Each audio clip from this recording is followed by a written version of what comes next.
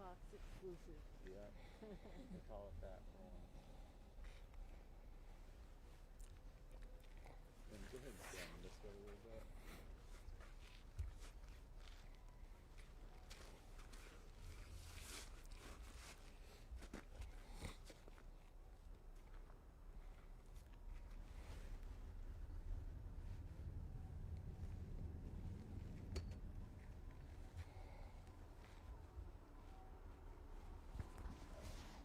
We'll just kind of look at me.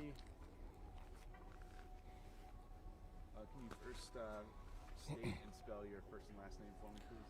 It's Tarrick, Tarrick, McGuire, McGuire, Chief of Police. Chief, what can you tell me tonight? What happened? After 6:30 this evening, APD responded to multiple calls regarding a shooting in this specific area. Can we start over? I'm sorry. Yeah. It'll be cut up. Yeah. Okay. Tarrick, Tarrick, last name McGuire, McGuire, Chief of Police. Early this evening, approximately after 6:30 afternoon, officers responded to this area regarding multiple callers calling regarding shots fired in the area. Officers arrived on scene. After arriving on scene, they located two persons that were injured, what believed started in an apartment building here in Alexandria. After they located those individuals, they were transported to area hospitals. As of now, one adult male is deceased. Another individual is still currently being treated. Officers continue to be in this area checking for additional persons. As of right now, we believe we've stabilized the scene and we're ensuring community restoration. Any word on suspects that you can give? We don't have that information at this time. Again, officers are trying to continue to secure the area. We have leads that we're trying to follow up on, as it still will be an active investigation. And have you informed the family of the deceased? One person that is deceased, their family has been notified. Can you tell me if they live in the area or not? That we're not sure yet. Is the victim, who is still alive, an adult male? As of right now, we're working to confirm the person's age, but we believe that they are possibly related to the incident, and we're trying to validate that information. Any other information you can give us for the public's safety in the area? Yes, you absolutely can expect officers to see increased patrol in this area, also connecting with community members, and to ensure that we will have a plan of action to address any potential further violence. Again, this is an active investigation. We're working through those details as of now. Anything else you can tell us about the scene? No, that's all I have. That's good, thank you. All right.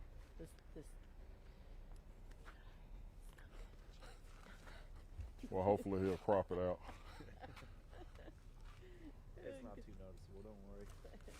You'll get us a Yeah, you're up there for 10 headshot. seconds. Yeah. You can take that off. All right. Thanks. Thanks, Chief. All right, thank you, man. Thank you, Eric. Thank you. Thanks for coming so quick. Thank you.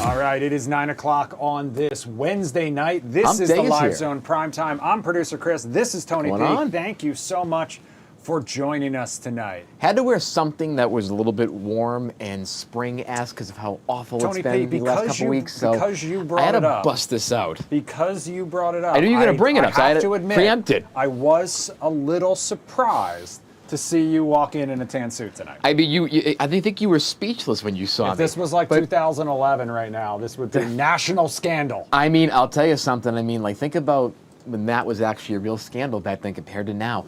But I'll tell you this. No comment. Yes, exactly. But I'll say overall, okay, I love this suit. As I always say, 44, President Obama walked so I could run when it came to this suit. Then President Biden wore this too in 2022. So you know what? I think the tan suit needs to be brought back at all times. Okay, when so President Obama did it, it was a little bit Tony, in the spring. you heard it here first. Tony P says the tan suit is a year-round fashion and especially staple. with this weather. This weather just is making us all miserable. It's like bone-chilling cold. So you know what? You got to wear something that at least gives off some warmth, so your brain will make you think that you're actually warm and feeling a lot better. That's Tony P's take on it. Yeah, Listen, if you are new to this show, the vibe is, if it's new and if it's happening now, we will bring it to you live. And right now, we are going to start off with some breaking news from Alexandria, Virginia. This is a live picture from Alexandria, Virginia. That is where police are on the scene of a shooting investigation. We actually just heard from the Alexandria police chief. He tells Fox 5 officers responded to that scene around 6:30 this evening for reports of gunfire. This is in the area of 910 North Alfred Street in Alexandria. When those officers arrived, they found 2 people suffering from injuries. The police chief tells Fox 5 one person has died. The other is being treated at a local hospital. Police believe the incident began in a nearby apartment building. Right now, there has been no word on a suspect or a motive or the victim's identity. Police have closed off Alfred Street and a section of North Patrick Street for the duration of this investigation. You see all the flashing lights there. You see the street blocked, and you see a lot of snow and snowed-in cars. We're going to have much more on this story coming up at the top of the hour on Fox 5 News at 10 and 11. Yeah, and one of the things we noted is that there also, I think the chief was mentioning that the family of the deceased individual was identified and was spoken to via phone, and we still do not know the play-by-play of what happened, what the motive may have been, what that, what the exchange of fire was, and just absolutely a truly tragic story out of Alexandria tonight. And it's just, I mean, we had a story I think it was last week about the incident on the bus where there was, multiple shots fired after an argument on a bus. We had an argument tonight in an apartment building. Just truly, truly just horrible violence in the last couple of weeks. Yeah, that's right. We will, of course, keep an eye on this. If we hear anything else from police, if there are any new developments, we will bring them to you live right here on the Live Zone Primetime. In the meantime, Tony P., the other big story I mentioned right there, you see the snow on the ground. Yeah, I mean, complicating even more things for investigators and just people getting to the scene. I mean, I can imagine what that's like for emergency response crews to get down to these side streets, especially. Yeah, obviously that is one of the main reasons that these road crews have been out in full force for several days. But of course, it has been another bitter cold day all across the DMV. This is some video of those side streets that our team shot earlier today. Little relief in sight, unfortunately, because the sub-freezing temperatures continue. I mean, at this point, I don't know when they're going to get above freezing again. However, that means all the snow and ice out there not melting, and that has led to some major headaches for people still trapped in their neighborhoods by unplowed roads. As a result, road crews, like I said, stepping up efforts across the region, especially in those side street areas like we mentioned. They're bringing their big trucks, and they're actually contracting with some independent plowers for those smaller roads that their big trucks can't reach. DC leaders also say they will not fine residents who have not shoveled the sidewalks in front of their homes. Meanwhile, DC and Prince William County students are expected to be back at school tomorrow However, on a 2-hour delay, other closures still in effect across the area, including Montgomery, Prince George's, Loudoun, and Alexandria. Public schools will remain closed tomorrow. The good news, Tony P, as of right now, it looks like that next winter storm we've been keeping an eye on will miss us, okay? Listen, don't take my word for it, though. Do not take my word for it. Mike Thomas will have more details coming up at the top of the hour. Can he come in here and tell us some good news? Local. I think he's plenty busy right now. Oh, my God. There's almost bad news. At 10 p.m., Sydney Persing will have more on the snow removal efforts around D.C. ahead of the first day back to school tomorrow. We'll also check in with Josh Rosenthal, who has more on the other big side effect of these bitter cold temperatures. And we're talking about water main breaks, because there have been, as of 4 p.m. today, WSSC Water was dealing with about 40 breaks and leaks in Montgomery and Prince George's counties. That is the reason it asked its nearly 2 million customers yesterday to only use water for essential purposes. Look at all of that water rushing out. And Tony P, that water, it's so cold out there, it's gonna freeze. I'm sorry, it's gonna freeze on contact with how cold it is. I mean, then you have, also there's been some reports of people not being able to actually, the water's not coming out because of some of the piping issues and things of that nature, and this water main break, where not only are they getting potentially contaminated water that's not good for non-essentials, but water's not even coming out of some places, depending on where you are. And again, just some more anecdotal evidence and instances. A lot of friends of mine are having trouble with their toilets as well, where it's not flushing entirely properly or fully. And there's just a lot of things going on now with this prolonged winter weather, the snow, the ice, and this cold. Again, the infrastructure in DC and the surrounding counties is old. And you know what?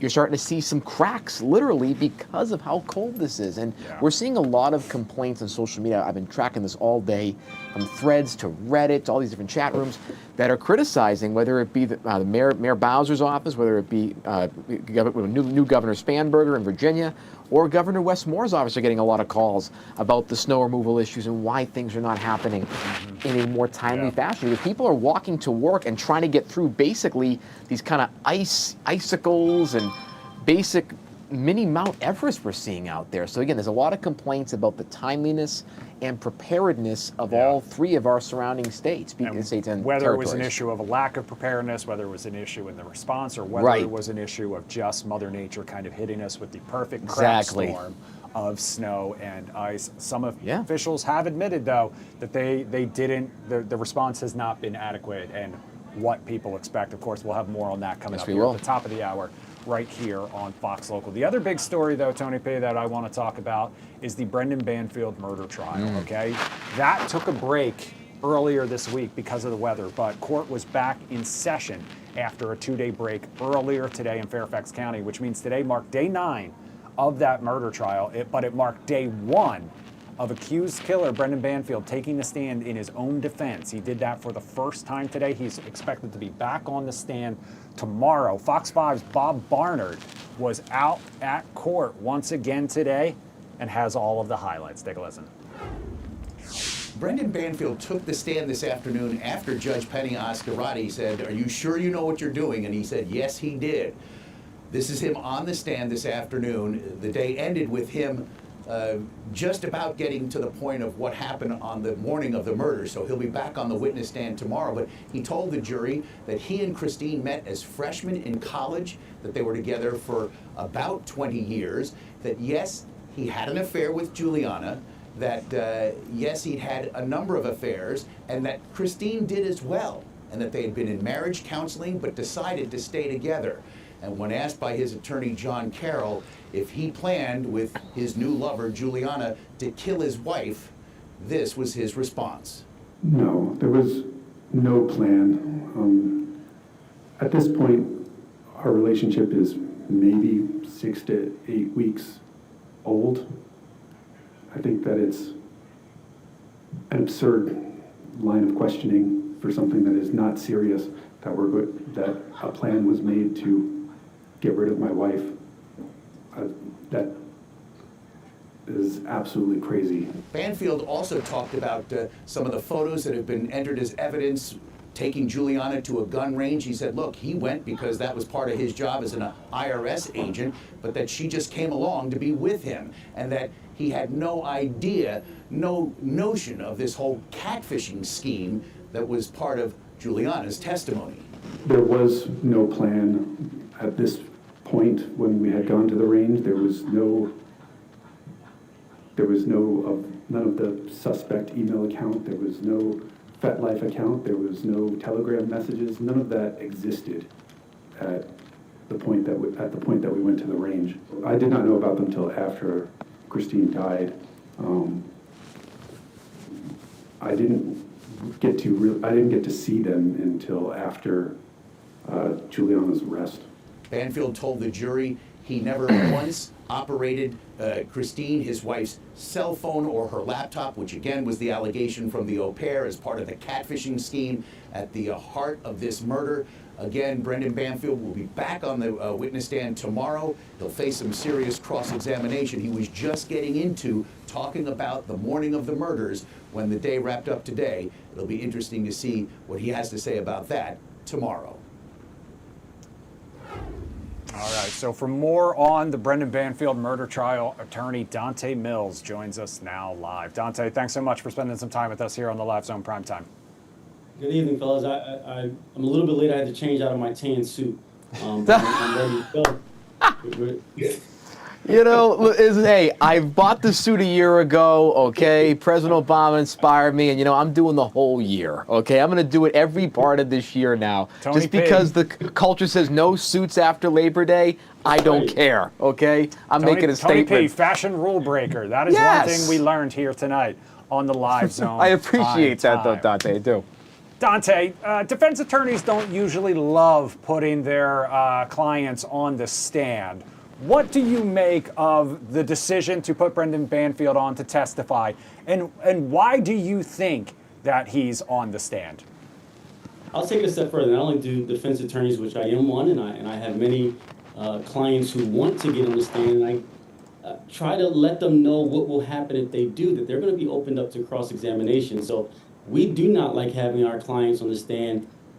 He's on the stand now because I believe his law team thinks they're losing. That's the only reason that you would really put your client on the stand, is if you think the prosecutors proved enough to get a guilty verdict, and that you have to step in to knock away some of those bricks and hopefully put in some reasonable doubt that a jury can latch on to and not convict you. But I assure you, he wouldn't be on the stand if they didn't think the prosecution did a good job of proving their case to this point. What are some of the questions that you would expect as a defense attorney if you were involved in a case like this that the prosecution could ask? And what are some of the risks that could be posed to the defendant in that situation on a cross-examination? That's a good question. A lot of times it's not the question itself that may jam you up, but the type of response you give, the nature of the response, your demeanor. So they're going to confront Brendan Banfield with direct evidence of him lingering at the McDonald's as if he was waiting around for that phone call to come in. Other things that happened throughout this case, they're going to confront him directly with that evidence and see how he reacts to it. Does he get defensive? Does his demeanor change? Does he kind of slip up on words or something where a jury can say, you know what, I think he's lying? There's no expectation that they're going to ask him that question like it's a movie and he'll completely just fold and say, you know what, you got me. We're not expecting that, but he may answer in a way that the jury says, we don't believe him now, he loses all credibility, we think he's guilty. So, Dante, one of the reasons that we thought Banfield might take the stand was to kind of turn this case, in the eyes of the jury, into a he said, she said, meaning that, that he's been accused of this catfishing. That's what the au pair said in her testimony, that they conspired to set up his wife, arrange this meeting, and then commit these violent acts. So what we heard today, though, from Brendan Banfield sounds like this is turning into a he said, she said, because I asked Bob Barnard when we were chatting earlier whether he thought that Brendan Banfield was trying to make the case that he did not know about these accounts. he did not know necessarily what his wife was up to, or he did not know what the au pair was up to. Is that your same read on this as well? No, I think he has to adopt, and he did this a little bit today. He has to adopt that he knew what his wife was up to, that in fact their relationship consisted of sexual relations with other people, and that in and of itself would not be a reason to kill her. I think he went into that a bit and said, listen, I've had affairs before, she's had affairs before, we went to counseling before, this is nothing new to us, so this isn't something that would have caused me to kill my wife because I wanted to have a sexual relationship with the au pair. And in fact, he said that. We had only been in a relationship for 6 to 8 weeks. It seems absurd that I would kill my wife to make room for her because I've had relationships before. And at the end of the day, we always find each other, my wife and I, we come back together, we have counseling, and we've decided that's okay. So I think part of his strategy is to say there's no reason for him to kill his wife. She knew about he was having affairs, maybe not this one, but it was something they accepted in their relationship, and it wouldn't have given him the motive to get her out of the picture or have her killed or kill her himself. So does that, sorry. No, so go for it. Does that sort of in that case then imply that maybe the au pair acted on her own, or he's at least trying to create the narrative that could have been the case? I think you're right, and that's very perceptive, but they're doing it in a way which I think I agree with, where they're not saying it directly because they don't have to prove anything. Remember, the defendant in a case doesn't have to prove he's not guilty. He just has to poke enough holes for the jury to think the state didn't prove that he was beyond a reasonable doubt. So they don't have to prove that the au pair did this by herself, or even that nobody else was involved or anybody else is involved. They just have to say it wasn't me, right? You can't prove that I was a part of this. There's not enough evidence to suggest I was. They're going to point to other things like that his wife was using that cell phone, and that the investigator who tested the cell phone said that she was the one using it for that FetLife account. He's going to point to things like that and say they did not prove that I did this. He doesn't have to prove that somebody else did, or in fact why that person did. And speaking of the reasonable doubt piece, because again that's a big part of being a defense attorney, based on your analysis of the case to this point and the defense's case, what are some of the main points that you would emphasize as potential angles for reasonable doubt, whether it be timeline or the he said, she said, or other items that have been put out in the defense's argument? I think if I was looking for a narrative here, I would point to that investigator who tested the phones and said that he determined in his initial report that the wife was the one operating that phone, and that Brendan Banfield or the au pair were not. Then what happened is the au pair came forward and said, we did this together, we committed this murder. The police department went back to that expert that worked for them and said, hey, can you review your report and maybe see if we can match these things up? I will point to that and say there was concrete proof that he was not involved. They got this story from the au pair and decided that Brendan was guilty, so everything from that point forward was crafted to make him guilty. I think it's a very compelling argument, and they have something concrete they can point to. This report that the police department asked their own expert to review so that he can make it fit their new narrative. And then he was moved to a different department. A lot of things that you could point to specifically to say the police decided it was Brendan, and everything they did from that moment was to make sure that he would be found guilty of this. So you can't believe any of their investigation. Interesting, because one of the most, I think, compelling parts of the case is the he said, she said. In your experience and what we've seen from history or other cases like this, are there certain pieces of evidence or narratives that can be told to discredit, and has it worked in the past to discredit a he said, she said case on either side of it? Absolutely. You want to talk about motive, but in this case, there's motive on both sides. The au pair was sitting in jail and wanted to get out, wanted to go home. And in fact, there was a letter that her mother wrote her and said, listen, why don't you say that this is what happened? You may be able to get out of there. And she, in fact, told this story and was given a deal that was time served. She was allowed to go home after a year in jail, after potentially, as she even claimed, participating in a murder. So if you get a year sentence for participating in a murder, you will probably say anything. And that's something that I would point to discredit her testimony. But on the same side, you have Brendan Banfield, who's, of course, going to say he's not responsible, he didn't participate, because his life can be on the line. His freedom is on the line, with the a potential life sentence in jail. So he has reason to lie as well. I think those things are big here for both sides.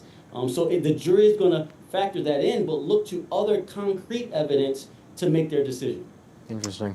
So back on the stand tomorrow, possibly cross-examination tomorrow as well. Then maybe a day for closing arguments. Do you see this case going to a jury before the end of the week? It's going to be tough. There's a lot of things that has to happen. When the defendant takes the stand, there's a lot of legal issues that come up that the attorneys are going to have to speak with the judge outside of the presence of the jury about. I'm sure there's some lines of questions that the prosecutors want to talk to Brendan about that his attorneys are going to object to. So I think tomorrow is going to be a slow day. A lot of sidebars, a lot of talking to the judge, trying to block evidence, trying to get evidence to come in. That will delay it. I can see things wrapping up, but going to the jury probably first thing Monday morning so they can start fresh with deliberations and work until they're done, until they have a decision on whether or not he's guilty. When we think about closing arguments, I think one of the biggest parts for defense attorneys is that closing argument. People said Johnny Cochran's closing argument in the OJ trial was what helped a lot of the jury make their decision. If you're making the closing argument here, how are you structuring it? How long should it be to get the point across? And how do you wrap this case up on both sides of this case here, from prosecution and defense, to really keep the case front and center for the jury? I think closing arguments should be short. You don't want to kind of rehash the entire trial. The jury, you have to trust that they paid attention through the process, and you want to highlight only what you believe is important so that you can bring those points home. The prosecution is going to focus on the fact that this relationship existed with the au pair and that they were the first two around this scene after all of the other evidence. They're going to point to the fact that the windows were changed so that they can be soundproof and maybe the neighbors wouldn't hear a bullet and then they can get their things together. They're going to point to everything in that scenario and say, these were the two people that were around. These were the two people that changed all of the factors around this house, around this scenario, so that this murder plot can work. Therefore, she said they did it.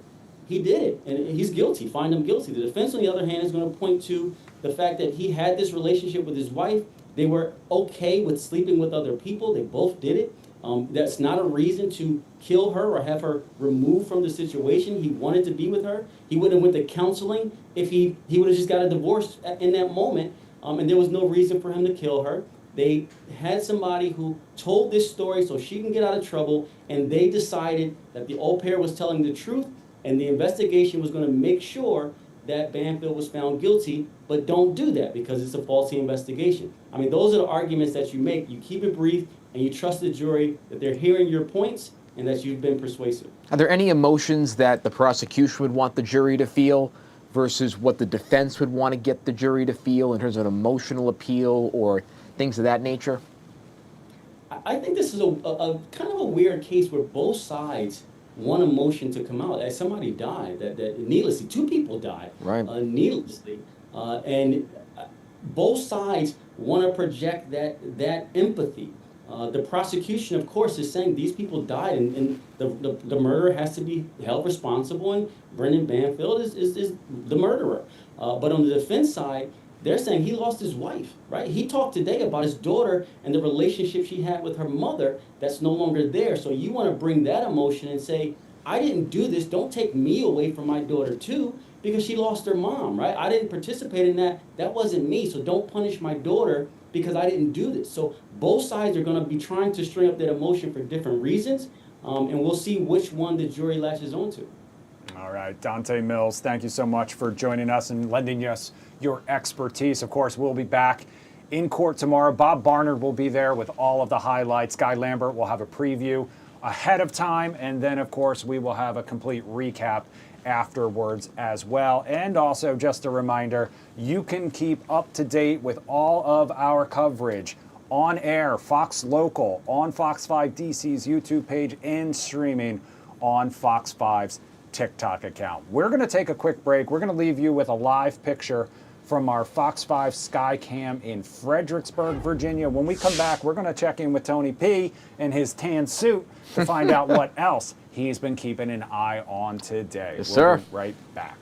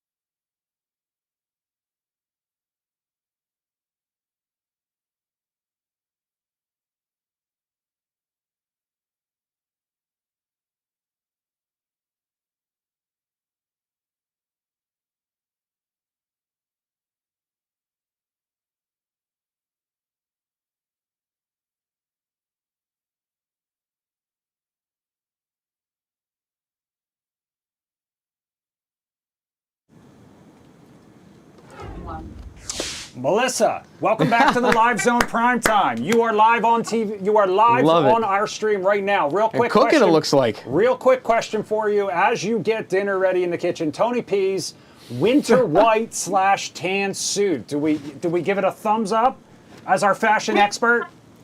Oh no, What? a thumbs down. This is a beautiful suit. This is all dry clean too. No. No. I hope there's a stain on his suit. Oh, Wow. how dare you. First of all, I have a bunch of would pizza never. in my office here I'm going to have afterwards, so you might get your wish. Okay, first of all. Now, let me ask you, why are you against a tan suit in the wintertime? This is special circumstances. Before you answer that, are you against tan suits, period? Good question. Or just in the I winter? should have clarified that. I'm sorry. No, I'm not against it, period. But due to the weather and having to have, water splashing behind you when you're walking, I'm sure he's not suited up, for the weather because, like he said, he don't got a designated area at that station. But no, why? If you look down and you focus the camera down, he has water stains. Hey, no, I have none. I promise you. Now, I'll say this.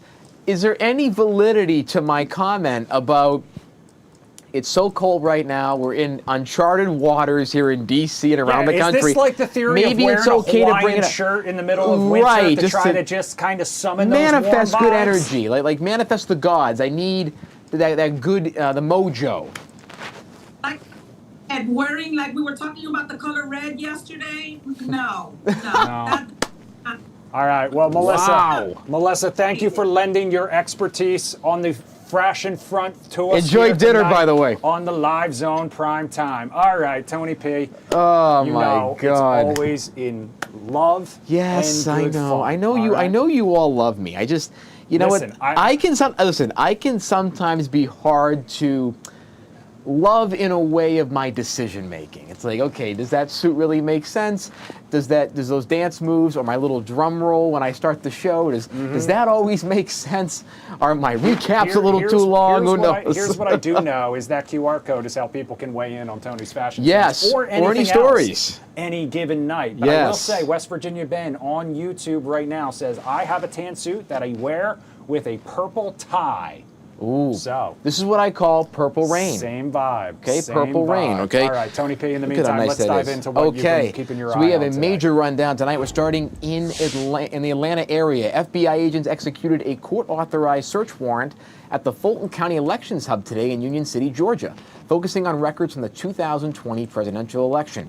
Officials say agents removed boxes of materials, including ballots, tabulator tapes, digital ballot images, and voter rolls. The FBI has not said who is under investigation, calling it an ongoing criminal probe.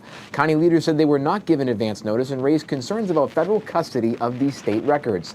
The search comes after the Justice Department sought access to the same materials, and amid years of scrutiny from President Trump and his advisors and allies over Fulton County's role in the 2020 election, which President Trump lost in Georgia, and he denies to this day. In Minnesota, Representative Ilhan Omar was attacked during a town hall last night in Minneapolis. We reported on that just at the end of the show last night. Police say a man approached her and sprayed her with a liquid from a syringe toward her face. Omar was not seriously injured, declined medical treatment, and continued the event. And the suspect, 55-year-old Anthony James Kamerzirak, was arrested at the scene and charged with third-degree assault. Investigators say there is no indication the substance was toxic, but the incident has renewed concerns about the safety of public officials at in-person events in this political climate. President Trump did later comment on the attack, suggesting Omar, quote-unquote, probably had herself sprayed. The remarks drew criticism from Democrats and some Republicans who said it downplayed political violence. Representative Omar responded by saying rhetoric from national leaders can escalate threats and should be handled with more care. She also mentioned during that encounter that she was Minnesota strong and she would continue on with the press conference. Minnesota is also facing more mounting legal scrutiny over federal immigration enforcement. A federal judge sharply criticized ICE's conduct during Operation Metro Surge, saying the agency reportedly failed to follow hundreds of court orders. The judge cited missed bond hearings, detainees transferred out of state without authorization, and failures to comply with release instructions, warning that continued noncompliance undermines judicial authority and could lead to more and increased contempt proceedings. The legal fight is also spilling into Congress now, where Democrats are pushing to impose new limits on ICE operations as part of the negotiations over Homeland Security funding, arguing the enforcement agencies must comply with court oversight, such as the non-wearing of masks, as well as engagement procedures. Republicans warn that tying restrictions to funding could trigger a partial government shutdown. And today, Senate Minority Leader Chuck Schumer did say that he has all Democrats on board potentially, with the exception of one being John Fetterman potentially, to vote no on the Homeland Security funding. They'll try to decouple some of the other bills that are next to this Homeland Security funding at this shutdown battle. Overseas, new reporting is raising questions about Israel's plans in southern Gaza. A retired Israeli general told Reuters that land has been cleared for a large, tightly controlled camp intended to house displaced Palestinians. According to the report, entry would involve surveillance, screening, and monitored access points. Israeli officials have not formally confirmed the plan, while humanitarian groups warn it could further restrict civilian movement during this time. Another report inside Israel says Prime Minister Benjamin Netanyahu declined multiple opportunities in early 2023 to authorize strikes targeting Hamas leader Yahya Sinwar at the time. The report cites senior defense officials who say concerns about intelligence certainty and timing led to those decisions, while Netanyahu's office disputes the account, saying choices were based on professional military assessments. Back here in the U.S., police in New York City are investigating an attack on a rabbi in Queens that occurred on Holocaust Remembrance Day yesterday. Authorities say the rabbi was assaulted while walking in his neighborhood and that the incident appears to be anti-Semitic in nature. He was not seriously injured and a suspect was taken into custody.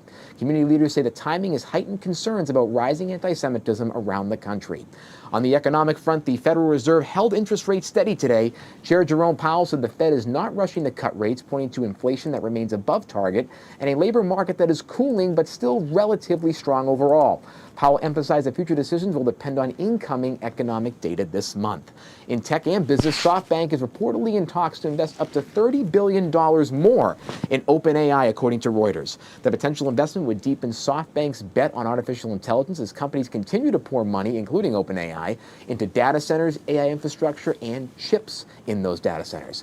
TikTok is also under renewed scrutiny after rolling out updated terms of service and a revised privacy policy this week. The changes clarify that the app may collect precise geolocation data if users enable location services, renewing concerns among privacy advocates and regulators about how much data users are sharing.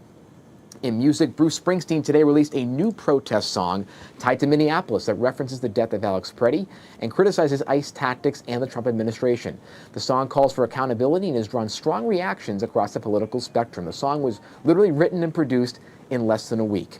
In celebrity news, Nicola Peltz, of course, part of this Beckham story headline, is making headlines after reports that she is receiving a large monthly allowance from her billionaire father, activist investor Nelson Peltz.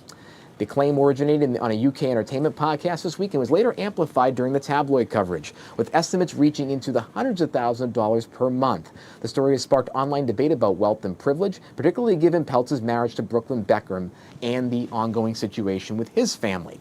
And finally, a positive note from Guatemala. The country has opted not to renew an oil extraction lease in a protected region and instead plans to strengthen conservation and security efforts in the Mayan Biosphere Reserve, a move environmental groups say will protect endangered wildlife and preserve critical rainforest habitats. Very interesting stuff as we see with the oil development in South America. We're also seeing with Venezuela, U.S. oil drilling. It is very nice to see that there are many nations taking, warning and heeding warnings about climate in this era. Yeah, and not to make light of a serious situation in any way, shape, or form, Yes. but the streets of Minneapolis, when I think of Springsteen and I think streets of, it's Philadelphia. hard to never not think streets right. of No, that's what I Philadelphia. thought of when the song. No, that's totally. I'm sure that was part of the inspiration. It was, behind and type again, of the thing, song. because that song yeah. obviously tied to the movie Philadelphia, Right. with a powerful message. Well, as right. Is again that movie was about in the early '90s talking about AIDS and gay rights, LGBTQ plus rights. Bruce Springsteen has been a consistent advocate for issues, whether it be in the '80s for working class individuals. His music from Born in the USA talking about anti-war and really talking about economic justice for people. Now he is, of course, weighing in on Minneapolis. Of course, a couple weeks ago, Bruce Springsteen was at a concert, or it was maybe a charity or a benefit concert, where he talked about ICE getting out of Minneapolis before the tragic events involving Renee Good and Alex Preddy. So we just look at that and go, that's his voice, and he's lending it during these times. And also, we still pray, of course, for the families of Renee Good and Alex Preddy. There was a memorial outside the VA headquarters tonight for Mr. Preddy here in D.C.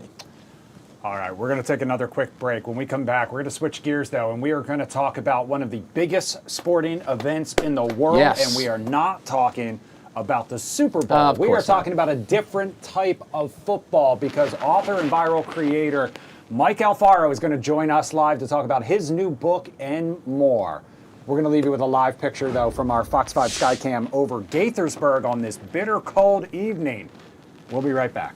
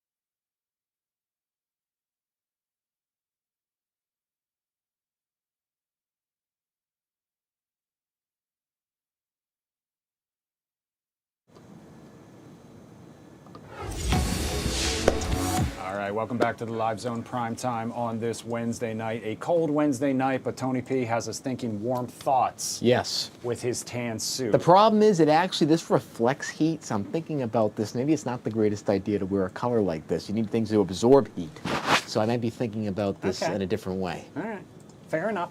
But, you know, I'm self-aware. It's a summer suit, and we are going to talk summer coming up here in just a second. American football fans may be counting down the days until Super Bowl 60, but football fans worldwide, worldwide, I should say, are counting down to the World Cup. And part of the reason why is because all the action gets underway right here in North America this summer. And of course, you can catch it all right here on Fox 5. Tonight, though, we're talking about one man's mission to introduce the game to kids.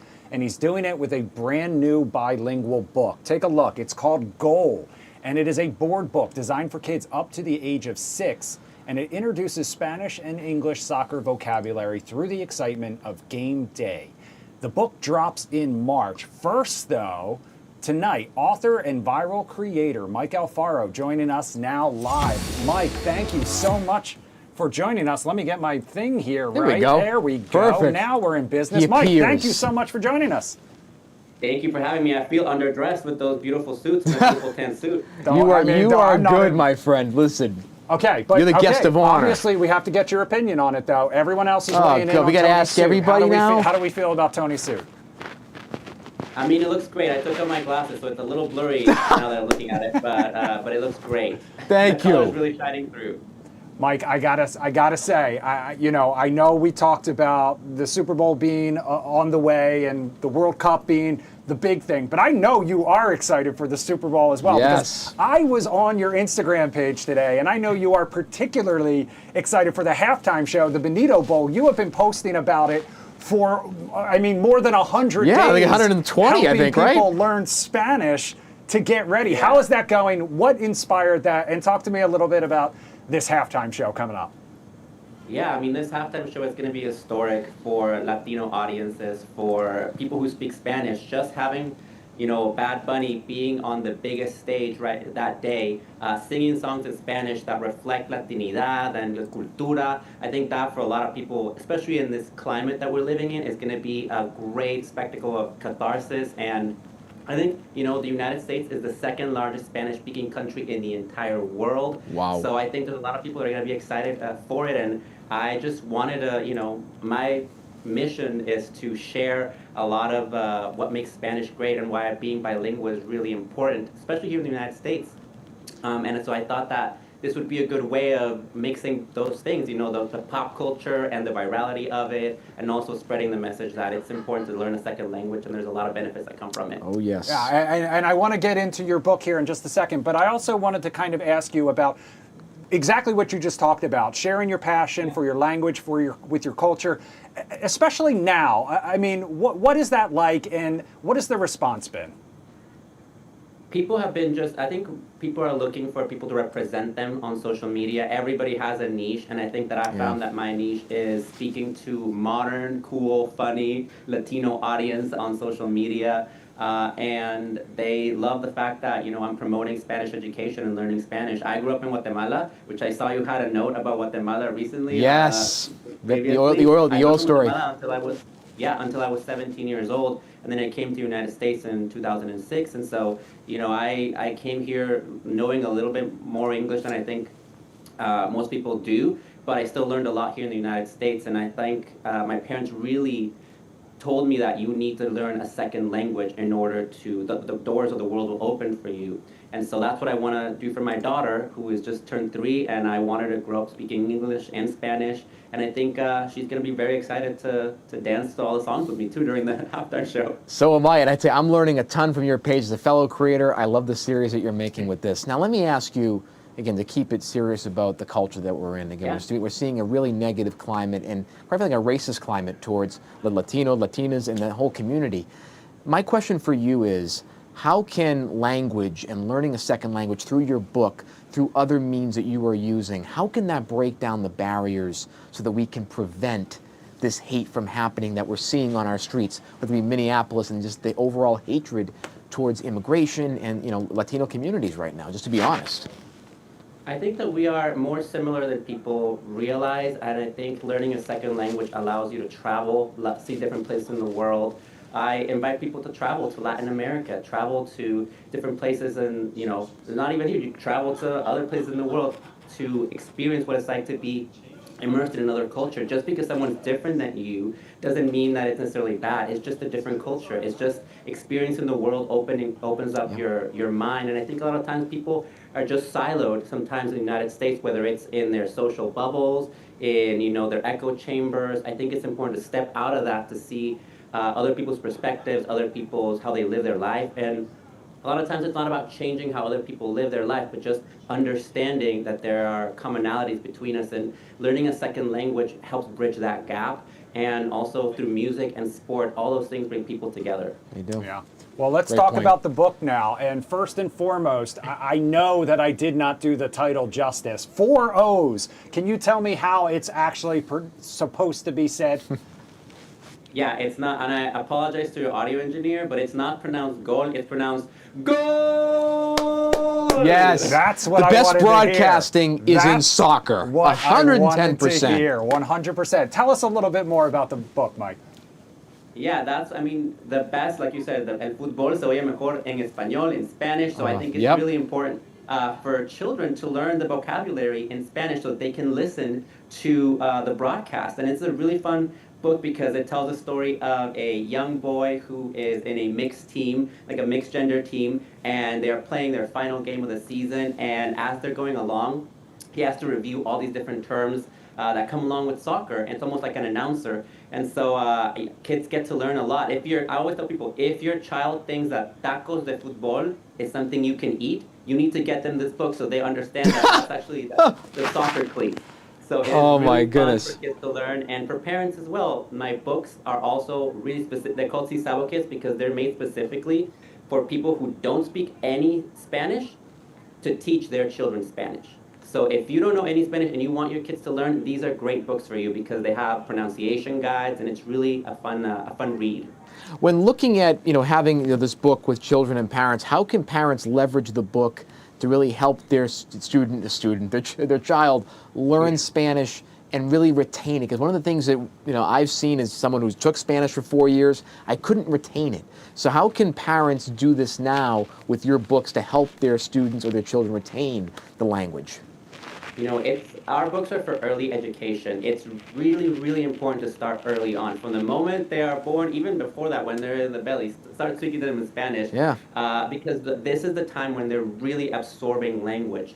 And a lot of people, you can speak to them only in English or only in Spanish or English or in Spanish. And it's just about having those resources. So having books available at home that are in Spanish and in English, like ours, bilingual, really allows family members to have that moment to grab something and remind them that they have to continually speak Spanish to them and continually read a story over and over again. And I think kids love that. They'll love a book and they'll have people, reading it over and over. And if you can do that in Spanish, a lot of stuff really sticks.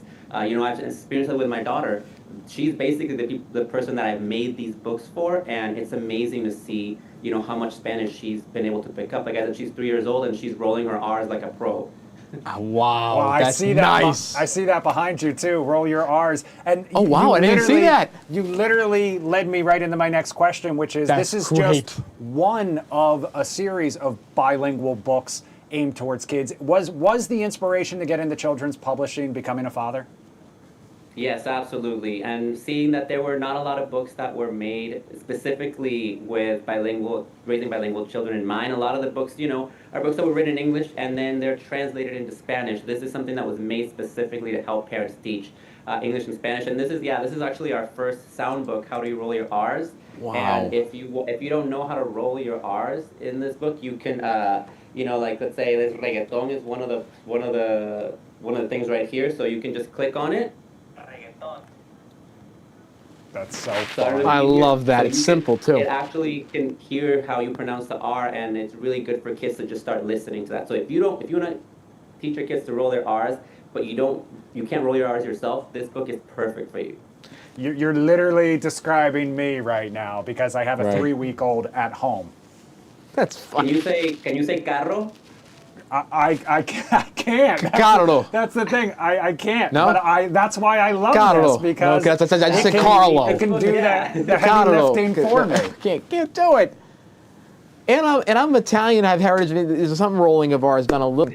You know, in terms of being a content creator in this era, what is your why? And how do you, balance, being entertained and make sure people can understand the information, but also being able to tell enough information for it to be really valuable to children and their parents? I think it's all about representation for me. That is my why. Right now, you don't need, a TV show. You can have a platform just on your phone to be able to do this. Obviously, you guys have this major reach with your television show, but you're bringing me on here to talk about this, and I wouldn't be here if I hadn't picked up my phone and said, you know what, I'm going to start sharing about my life, things that I care about, my community, and I think a lot of people resonated with that story, and people get to know you a lot. So I always tell business owners, if you are starting a business or if you're starting your books or whatever it is, get in front of the camera. Don't be afraid of it, because people want to see you. They don't necessarily sometimes just want to see products. And that's why when you go on my pages on Millennial Loteria or see Sabo Kids on Instagram, on TikTok, you're going to see a lot about my life. You're going to see about my daily life, what I'm doing with my kids, what I'm doing with my friends, when I go to premieres, when I'm working on my books. All these things are things that people want to see. They don't just want to be sold something. They want to see the whole experience of you even creating these books. You mentioned Millennial Loteria, and that was obviously something you created and became very viral and well known for. Can you talk to us a little bit about that too? Yeah, if you haven't played Loteria, a lot of people call it Mexican bingo or Latino bingo. Oh, wow. It's a really, really fun game to play, and I was able to, modernize it and started creating it online just as memes. And then it just sort of took off, and I started getting hundreds of thousands of followers being like, what's the next card going to be? And it was a fun way of reinterpreting, that nostalgia that I had of growing up Latino, but give it a modern twist with cards like, La Feminist, El Hipster, El Gluten, that's our death card. And it's a really fun thing for millennials sort of to play and laugh about. And that just, kind of got huge and took a life of its own, but again, I started that in 2018, so it's been a while now, and my audience grew up with me. So now it's now that I have a child, a lot of my audience, people that follow me, also have children, and they're looking for ways to, teach their kids how to speak Spanish. And so I think it's evolved over time, that following that I've had, and I'm growing with my followers, they're growing with me, and it's really special to share that relationship with them. This is really good advice for me as a creator, because I'm learning about this process too of growing up with your following. Now, when you go to make a book as part of, you have a series of great books and you're trying to make sure you teach and also entertain, how do you go about thinking about the next book idea? What's your process for writing it? What's your process for distilling that information down? How do you do it that it's so easy for people to understand and to teach as well? I think for me, it's as my daughter is growing, I'm getting a lot of ideas from just playing with her and seeing what's out there. I love to identify gaps in the market, is what I call it. So gaps in the market is something that isn't out there. When I was trying to teach my daughter how to roll her R's, and again, she's pretty young to be doing it. When I was trying to do that, I Googled how do you roll your R's? And there were no books about it. I went on Amazon and was like, how do you roll your R's? And there wasn't really anything that taught children how to do one of the hardest things for Spanish speakers to do. And I realized there is nothing like this out there. This is something that I can do. And that's why literally my book is just called How Do You Roll Your R? Right, it's simple. If somebody's looking for it, this is the perfect way to find it and do it. And so that's something that I like to do. Again, my background is in marketing as well. I worked a lot with a lot of different brands before I just became a content creator. Oh, no way. Yeah, I did a lot of marketing and content creation from brands like Taco Bell. I did Jack in the Box. Nice. Campaigns that I was a part of and ran as a creative director. And I've been able to use everything I learned from my background in marketing and now apply it to my own business as a creator and all the things that I create in terms of books and games. I'm a huge marketing guy too. I have my own little side. I love marketing. I know it sounds kind of weird. I love it though. So I love that. I can just sense the passion and how you perfectly applied it to this. That's Mike, really what well would be the dream gig, the dream project, the dream collaboration at this point and moving forward? Oh my God, I would love to take the IP of Sabo Kids and turn it into a children's show. Something that can help children. It was the first thing I thought of. I think that's something that I would love to do and take it further. You know, and we're working behind the scenes of getting this out there and getting noticed. And you know, I think one day someone's gonna come along and they'll see the vision that I have for where Sisabo Kids can go. And I think that would be incredibly amazing to do a song, like you know, a show with music. And I have a lot of friends who are in the music industry, so I'd love to pull them in to do something. But that's kind of like, that's on my vision board for 2026. I could see it. I mean, again, Mr. Rogers, we have LeVar Burton from Reading Rainbow. I could see you being that next generation. Well, because I think we need to teach the next generation. My generation didn't have it, of learning Spanish and other languages for real. And I think you're doing it early, which is so important, because that's how, again, you said it. It starts young. They know kids can understand it easier, and they can build both languages as opposed to just being kind of a passerby, a passive experience. Yes, and it helps with that connection of language. They start to understand there's two different languages, and it's so important to just speak, or even, again, at the end of the day, when kids are younger, speaking, singing to them, reading to them is so important. So I always advocate, whether you do it in English, in Spanish, or what other language you speak, it's really just important. That early education is so valuable. All right, Mike, last but not least, and most importantly, if people want to follow you for more details, if they want to get a copy of the book, how can they do it? They can follow me on Millennial Loteria on Instagram and TikTok, or they can follow Sisabo Kids on Instagram as well for all of our children's book. Our next book, Goal, comes out March well done. 5th, so please go pre-order it and be the first to get it. All right. Maybe broadcasting in your career too, my friend. I'm just saying. I was good in front of the camera. I was literally just going to say I would love to connect offline, because when coverage starts for the World Cup, we're going to be looking for somebody who can explain it in a way that makes everybody understand. So I would love to touch base with you again soon. That'd be fun. Please, I'm here for anything you need. All right, Mike. I'll wear my tan suit. Perfect. I promise. I listen. Full circle. That's what I love. I will not wear it. It's only one time this winter. Mike, thank you so much. Good luck, and we can't wait to see the kids show and the dreams come true. It will come true, my friend. It will come true. Have a great night. Thank you. All right. And just a reminder for everyone out there that the World Cup coverage will be Fox 5, your home for all of it, 2026. Tony P., how cool was that? I'll tell you something. We, again, as I mentioned in the interview, we're living through a very anti-immigrant sentiment right now. Just being honest, throwing it out there. It's not opinion. It's basically fact at this point. And I think being able to talk about the beauty of different language, of different cultures and travel, whether it be just through language or through reading, and really getting younger kids, the next generation, to appreciate difference, to appreciate different cultures. Maybe this generation of kids who are young won't have to live in some of the stuff we're living through right now. That's my hope, and I think people like Mike are on the front lines of doing this because we need it. No question at all. We're also going to talk more about that Benito Bowl, that Super Bowl halftime coming up on Friday night when David Betancourt from The Atlantic joins us live. I can't wait. They have to have Mike back on to talk about the recap of that. I know, right? It's going to be so much fun. And I love that idea of teaching Spanish ahead of time so people can appreciate I mean, the beauty of it and the songs, the whole act, because it's definitely going to be one for the record books. It is. I would love to see where it, kind of rank. I mean, people have their favorite halftime shows of all time. Right. Obviously, the Prince one stands out. It is. Oh, yeah. Rolling Stones were great, too. I think Kendrick was good the other year. I can't wait to see how this one ranks as well. Tony P., we're down to our could be a movement. Thanks, Mike. Thanks again.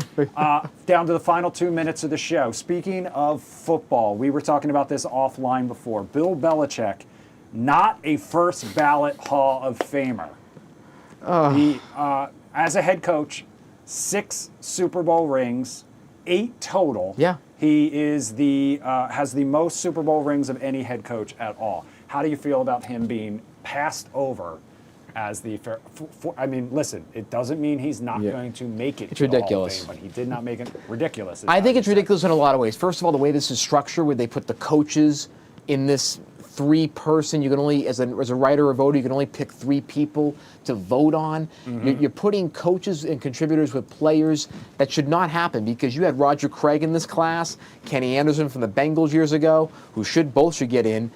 you don't want to put those people together because they have different roles in the game. That's the first issue. 2, if he's not a Hall of Famer first ballot with 8 total rings, 6 as a head coach, I don't know what that is. Because when you think about it, I think it's pure hatred. Do you buy the argument that part of the issue, part of the hesitation to put him through on the first ballot was Deflategate and Spygate? I think that's the only thing I can come up with. Because when you think about it, it's like maybe a mini steroid era kind of baseball, asterisk, maybe. But listen, I think all the steroid guys should be in. So I think it's very much equal footing here. This is absolutely ridiculous. Yeah. And I just, this is where everybody's agreement. Stephen A. Smith, all different ESPN people, Fox, us know what you ABC, think all in agreement on this. in the comments section. Thank you to everyone who joined us here tonight for the Live Zone Primetime on this Wednesday night. We'll be back tomorrow night as well.